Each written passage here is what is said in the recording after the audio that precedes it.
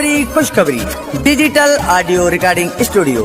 जीअं त असां वटि शादी मंगणी सालगिरह सुन्नत ऐं ॿियनि खुशियुनि जे मौके ते पंहिंजे माइटनि ऐं अज़ीज़नि जे नाले सां सेरा लाॾा ठहरायो सिंध जे बहितरीन फनकारनि जी आवाज़ में। उन सां गॾोगॾु असां वटि बहितरीन शाइरी सां कलामनि जी बहितरीन रिकॉर्डिंग भी कई वेंदी आहे।